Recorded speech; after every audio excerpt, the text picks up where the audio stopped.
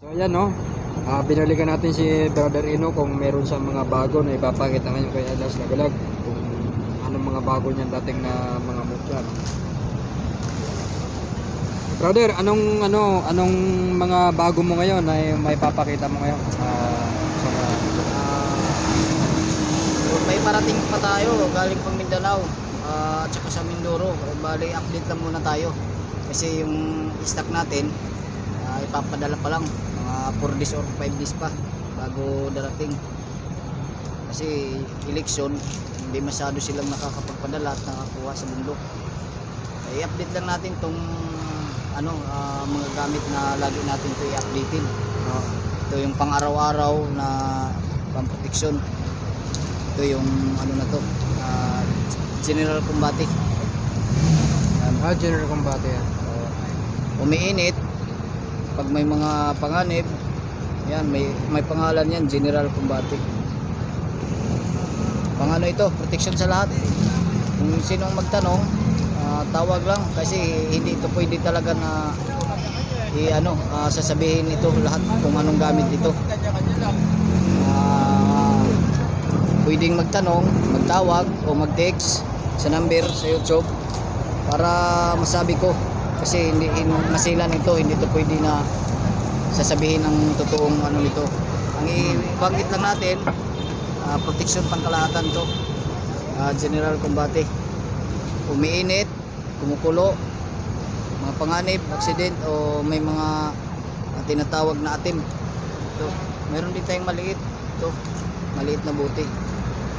Magkaibang setup niyan. Magkaibang ang lagay niyan dito, iba yung palagay at iba rin itong malaki. Ito, marami ito.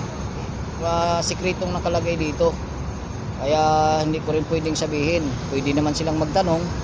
Mas maganda yung magtanong lang isa-isa doon sa number para masabi ko kasi ito alam mo naman pag mga ganito masisilan to, hindi to pwede sabihin kung ano talaga yung laman nito. Basta i-update lang natin na lagi tayong mayroon ganito. Sa pang-araw-araw, kahit anong araw kung sino ang magtanong, lagi tayong mayroon ganito. Maliban sa mga kamutya natin minsan nauubos tapos ilang araw bago dumating yung bago, pero darating naman talaga yung mga bago natin na mutya. Pero ito i-update natin na lagi tayong mayroon itong yung bote langis maliit. Yung brother, anong niyan? Anong mga bawal niyan? Kasi di ba ang bawal niyan, may mga orasyon. simple lang ang bawal nito. Mga hubad-hubad bawal ito kasi pang-protection to yung mga beer house. Yung mga tinatawag natin na kahalayan ba yun? Yung mga dun sa mga hubad-hubad ba? Beer house. Kahalayan. Bawal ito. Hindi ito pwede. Kasi ito pag natanggal mo to sa sarili mo at naisabit mo tapos nadala mo dun sa mga bawal, ma-misplace mo ito, hindi mo na ito makita. Yung ganitong klaseng At saka kailangan ingatan ito na hindi mawala, hindi talaga maabuso.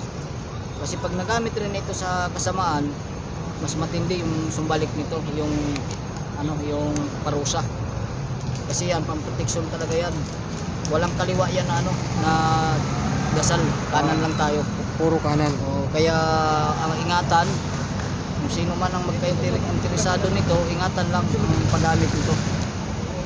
Kasi hindi naman ito ginawa para sa kasamaan. Ginawa lang ito pang protection sa araw-araw. Kaya hindi natin pwedeng busuhin na porket magandang gamit, gamitin natin sa kasamaan. So ito ang updated natin pero mga mutya sa sunod araw. Marami naman tayong mutya, kung sino ang magtanong, kahit hindi bibili, may oras pa rin kayo na magtanong at kausapin ako. Kahit hindi kayo bibili, magtanong lang para at least sa sunod mayroon kayong magustuhan, alam nyo na ang bawat bagay. Pero sinasabi na bro na bawal daw ang bawal daw ang sa mga pagdadala sa CR, mga ganon. Hindi naman. Kasi itong akin, ito, maligo ako at mag-CR, dala ko ito. Kasi hindi natin alam, siyempre, kung mag-CR tayo or maligo, saka tayo tinatawag na atim. Siyempre yung iba naghahanap lang na matsimpuhan. Kaya kailangan maligo ka, CR, wala yung bawal. Ang bawal lang talaga nito yung dalhin mo sa mga beer house. Sa mga beer house. Lahat ng klaseng sugal bawal talaga yan. Alat ng klaseng sugal. Basta sugal bawal yan sa dalhin. Kasi kung sa CR, okay lang dalhin siya. Oo, okay lang yan. Maligo ka sa dagat, tabang, pwede mong dalhin yan. Para ano, para... Kasi hindi naman ito napapasukan tubig. Oh. Maliban sa rubber ang takip, binalot ko ng tape yan. Kaya kahit ilublob mo to, hindi talaga papasukan. Oh. Kaya safety ang ano yan, safety ang laman yan, hindi mapasukan ng tubig. Ayan yung mga ano no. Ibig sabihin, yung gamit mo na ito, pwede siya dalhin sa CR. Pwede, sementeryo, pwede. Cemetery, pwede. Walang bawal sa sementeryo. Wag lang sa beer house. Wag lang sa beer house. Sa mga kahalayan. Pagdating naman sa sinasabi nila yung mga patay, pwede mo siyang dalhin Oh. sa patay. Pero tanggalin, kung gusto mong tumingin sa patay, tanggalin mo muna siya, ilagay mo lang sa mesa o sa isang tabi. Pagtapos mo tumingin doon, saka mo siya ibalik pagpintas. Hindi siya madidiskumunyon. Hindi siya madiskumunyon. Diba, kamag-anak o kaibigan, kung mga patay, kung siyempre gusto mong tumingin, itabi mo lang muna na hindi nakakabit sa katawan. Pagtapos mo tingnan, saka mo lang ibalik ulit suot. Yan, dinilon natin kasi ano yun, no? Yung mga iba kasi mga nanonood ng mga antingero din ano.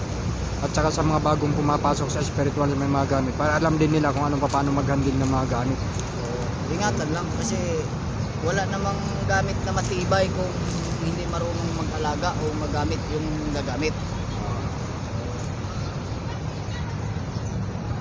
So ayan no. Salamat bro sa sa yung mga gamit na pinakita mo. So ayan yung mga iba.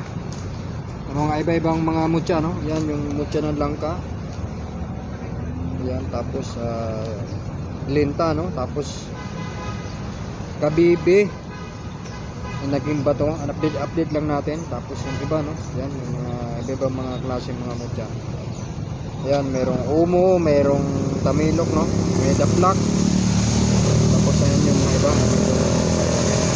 Tapos ito yung ano, no? Ayan, kahoy na naging bato. Ayan, yung mga gamit ni brother.